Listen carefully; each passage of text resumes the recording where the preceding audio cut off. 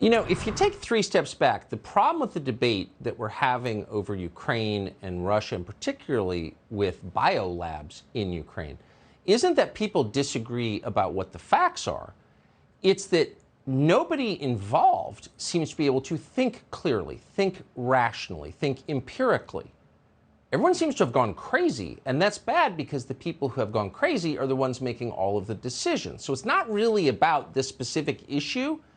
It's about our leaders' capacity to lead. But the bioweapons story is just a perfect illustration. So we just talked to Tulsi Gabbard, who was denounced as treasonous and potentially a murderer by a sitting U.S. senator. Admittedly, it was Mitt Romney, but he spoke for many. Because she said, look, Toria Nuland, Undersecretary of State, has said under oath there are biolabs in Ukraine.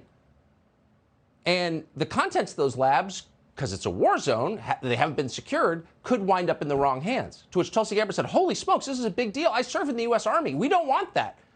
By the way, we know that biolabs can sometimes cause massive problems for the world. I think we've just seen that. So that was Tulsi Gabbard's point. The New York Times was quick to denounce us for even talking about the subject. Oh, don't call them bioweapons. We never alleged the United States was making bioweapons. We don't know that. What we said is what's factually true, which is there are stores, we learned this from the U.S. government, of Soviet-era bioweapons in Ukraine that for some reason have not yet been destroyed. That's a huge problem, potentially.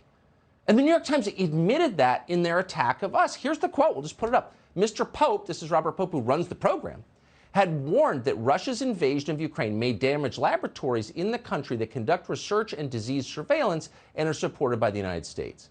He noted that some of the facilities may contain pathogens once used for Soviet-era bioweapons programs, but he emphasized the Ukrainian labs did not have the ability to manufacture bioweapons.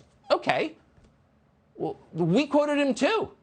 That's true, and it's terrifying.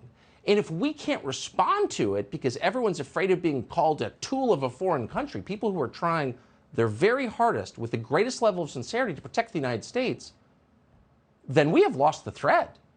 Then we can't lead the world. We can't even lead our own country if people like that are in charge.